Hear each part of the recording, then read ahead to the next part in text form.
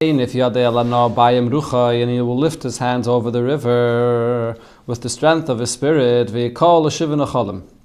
and he will hit it and divide it into 7 different pathways.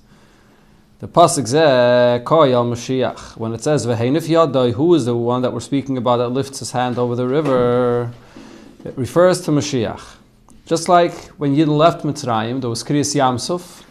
When the Yidden are going to come back to Eretz Yisrael, Asad Lavai, there'll be the splitting of the river. Hemshech of that capital there in Yeshaya, it begins, what does it say? And a young branch will come out from the root, from the Geza of Yishai, v'neitzed, and a branch, misharasha, from his roots, Yifre, will grow, will blossom, v'nochal of Ruach Havaya.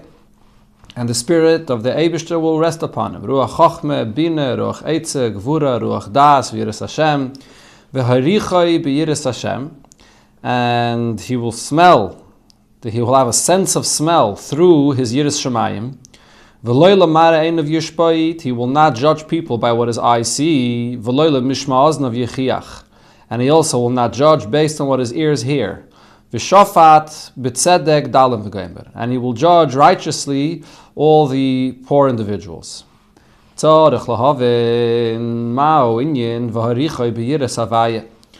everything we say here about Mashiach could be explained as far as the pasuk of V'nochol, the fact that it'll be wise, Chachma, Bina, Eitze, Gvura, Das, Yiras Hashem, all that is understood. But what is this inyan of Yiras Havaya, Harichai b'Yiras Havaya, that he will have a special sense of smell through his Yiras Hashem? And the Gemara says regarding this, the Meireyach V'doin, that Mashiach will have a sense of smell and will judge people with that sense of smell. What's so special about judging by smelling? The idea of a judgment is to clarify the matter, to know how to paskin. How is the concept of clarifying the matter shaykh to smell?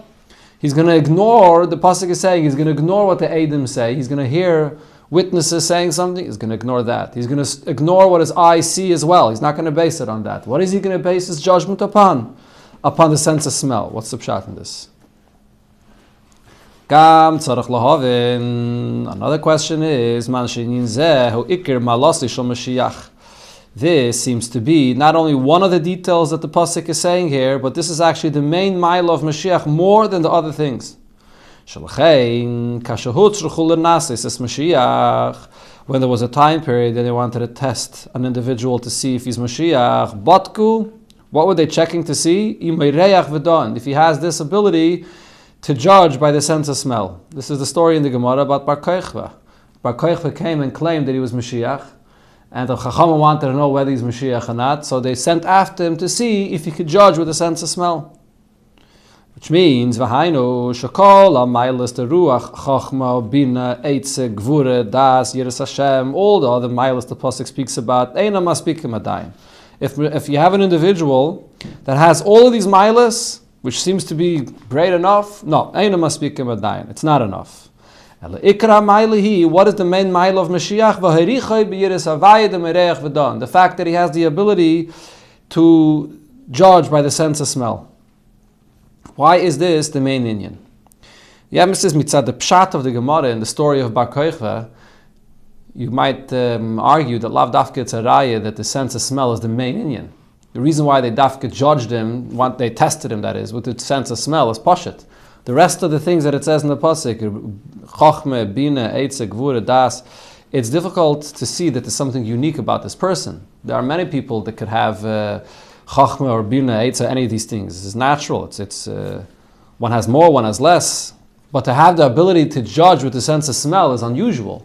So they're looking to find something in him that will actually be an indication that he's Mashiach. So they're looking at this unusual thing.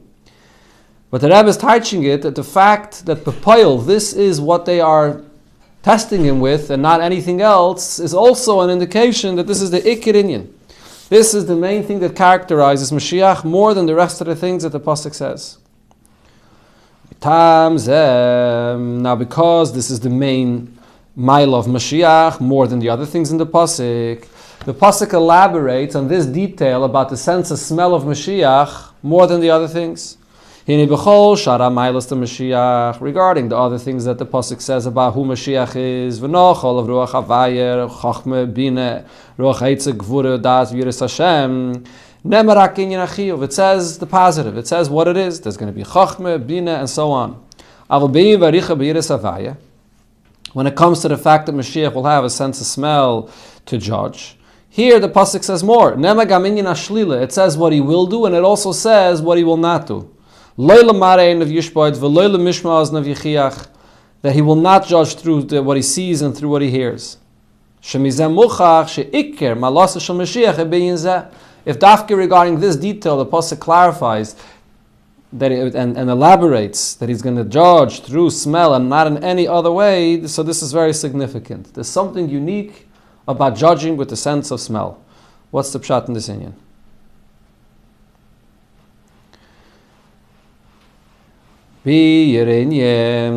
So the pshat in this is as follows. Next, the whole Hamshach of the Maamar, the next chelik, is all going to be about the sense of smell. The koyach hareyach of every person, and then how the koyach hareyach by Mashiach is much more intense than a normal person. But it's all about, first we have to explain what's this inyan b'chlal of the sense of smell. And Hine Yamra Razal, the Gemara says, what is something that the neshama has benefit of it, and the guf does not derive benefit from this. So this refers to the sense of smell. When you smell something, it's a hana of the neshama and not of the guf. Does that mean kipshuta? There's a pshat of this Gemara. We learned this the Gemara in Brachas. Does the pshat of this Gemara mean kipshuta? When a person smells something, his physical body doesn't get any hana from this? How could you say that? You do. The physical body gets pleasure from smelling. So how could it say that it's a davashan neshama nanis mimeno? As the Rebbe is going to bring soon in the Maamar, the thing that Chassidus quotes all the time, if a person faints and you want to revive him, so you have a very strong sense of smell, that smell for the person, and it awakens him. So the guf is affected by a sense of smell. It's definitely something that the guf feels and smells. So what's the pshat that it's a davashan neshama nanis mimeno? So the Rebbe will explain through this paragraph here. So the difference that there is between eating and drinking and smelling something. Eating food and drinking is considered to be something that the physical body derives benefit from it. Which is not the case when it comes to smell. That's something that only the neshama derives benefit from it. Therefore,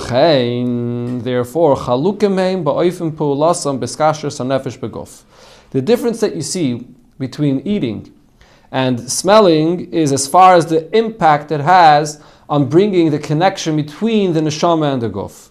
So that this nekuda here, the hiskashrus of the nefesh and the guf, is really what the Gemara is talking about.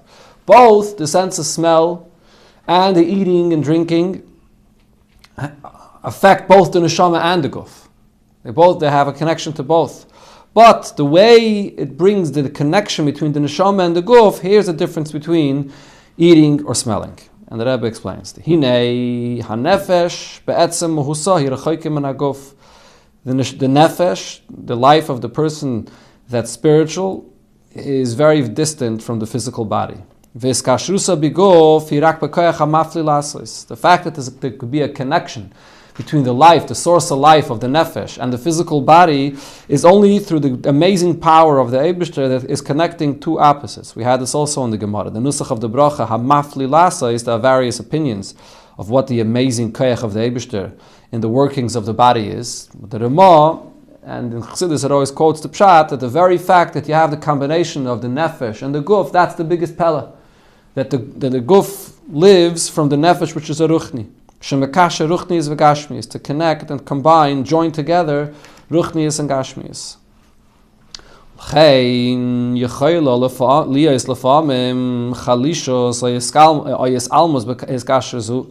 And therefore it's possible for there to be a weakness or completely conceal the connection that there's supposed to be between the physical body and the nefesh. If it was a natural thing, if the nefesh and the guf were like a glove in a hand, and it was natural that they join together, once they come together, then they like find each other and they are there and they're intact together, so then a person wouldn't constantly have to make a shtadlos that the nefesh should stay in the guf.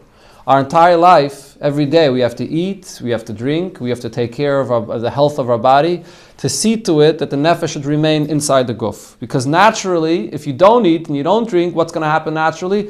Piru the nefesh ma guf. The nefesh is going to leave that's the natural tendency of the nefesh. It doesn't find any place in a physical body, in a physical abode. You have to constantly do a pesach shtadlus to bring it together. And if not, so then the person gets schwacher and the life of the person slowly leaves his body. Therefore, constantly, every day a person has to eat and drink, to strengthen the connection of the life of the nefesh with the guf. And that's through food. The pshat and the pasuk that it says,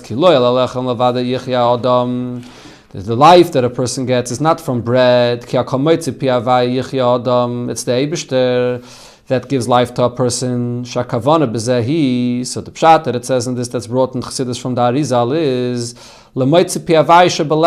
the pasuk is not only telling you that you don't get chayis from bread, you get chayis directly from the Eibishter, but the chayis of the bread is from the godly spark that is in the bread.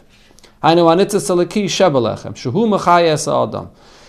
the source of life of the person when he eats the food. Since the shayrish of the chayis that's in the bread is an oir pnimi,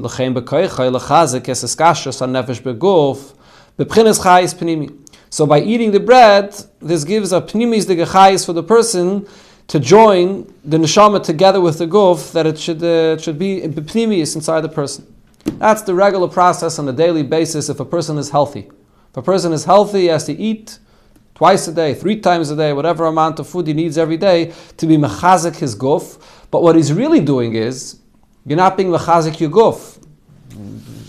Medically, scientifically, when a person eats, he's giving his guf the physical nutrients that it needs to live, to the bloodstream and whatever other things his body needs for the chayist, and the physical food gives the guf the life that it needs. But according to what it says over here, when the food enters into the person's body, who's getting fed by this? The neshama is getting fed. He's feeding his nefesh.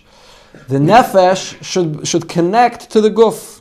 The nefesh shouldn't remain removed. It shouldn't want to leave the guf. The nefesh should connect to the guf through the food that has a nitzat zelaki, and that attracts the nefesh to want to stay in the body.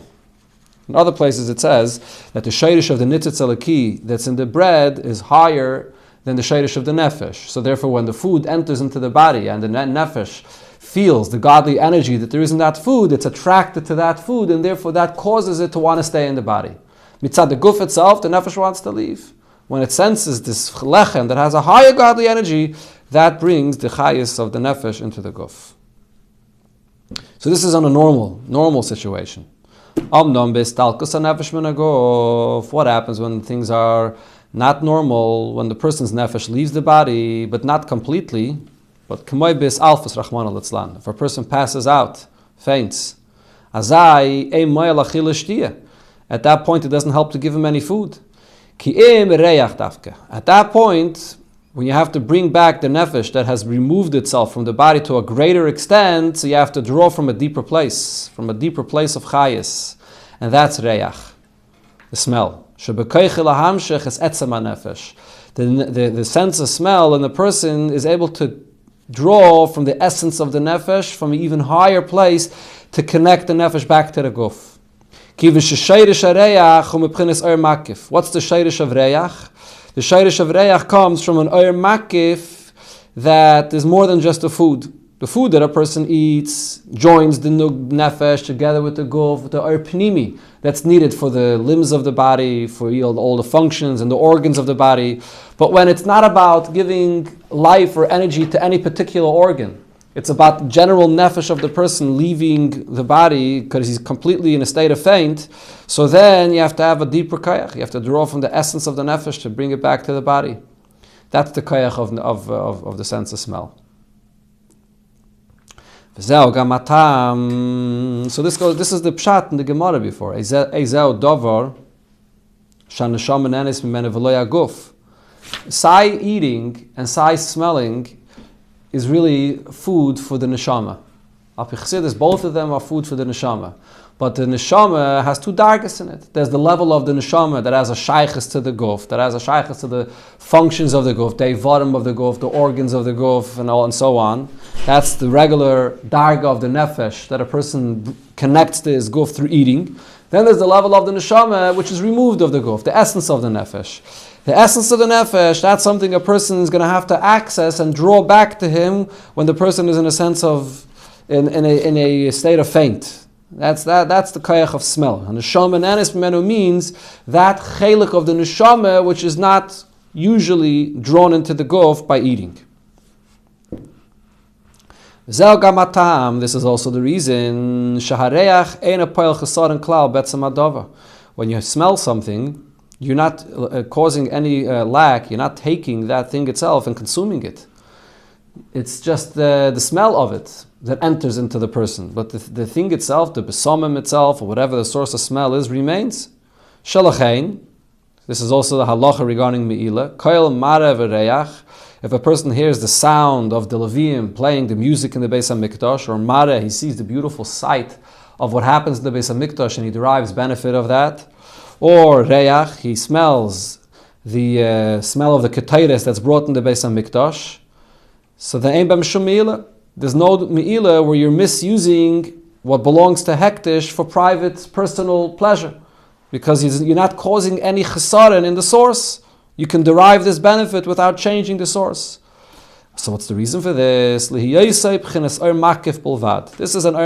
It's not where you take the object itself and dissect it or digest it and it enters into your body and it provides the life for the particular limbs or particular parts of your neshama. The reyach that comes from the object is the makif of the object. The makif of it enters into the person and it triggers the makif of your neshama. So it's the makif of the object and it's the makif of your neshama that gets triggered through the smell to bring back the person from a state of faint. So because this is an oir makif of the person, of this neshama, the person is able to reach and draw from the essence of his neshama. Another place where you see this idea of the sense of smell. Therefore, the halacha is if a house or a wall or anything collapsed on a person on its Shabbos, and you want to go to save life under this mapailas, up until which point do you have to go and search under this wall to see if there's a person that's actually alive to save his life? Tzrichim livdaik aisai at chaytmai. Mapailas. If there was an earthquake and a house collapsed on a person, and now you want to go and check under this house, under the wall, to see who's there. Up until what point do you have to check? Because there could be a person that's alive that you could save his life. So tzrichim livdaik aisai at chaytmai. Until you see, you have to check until his nose to see if he's breathing or not. There's actually machlokes there in the Gemara. One opinion is you have to check to see if the person has a heartbeat. If you see he has a heartbeat, so then there's a chance to save his life. Another opinion is no, even if you don't feel any heartbeat, you have to check further to see if there's any breathing going on. If there's any breathing, so then you can still save his life. I'm not sure medically, by the way, how this works. If there's a person that has a heartbeat, and has no heartbeat, that is it possible that he's still breathing? Yeah, no? What? Highly unlikely? If there's no heartbeat, he's probably not breathing? You usually go to respiratory rest before you go to cardiac rest because the respiration is feeding the heart. The oxygen feeds the heart. Interesting. So the Gemara there says that even if you reach this human body and you reach till his heart and you don't feel any heartbeat, you have to go further to his nose to see if he's breathing. As I state in the Gemara. And that's what we paskin like. This is brought in Shulchan Aruch actually as well. It's brought in Shulchan Aruch that you have to go to see the breathing and not the heartbeat. So it will take medical science a few years to figure it out. Is, On the other hand, it's when we didn't feel properly, when you can't feel the yeah. heart because it's very weak. Mm-hmm. Yeah, but the breathing is It's something that's more easier to say. So it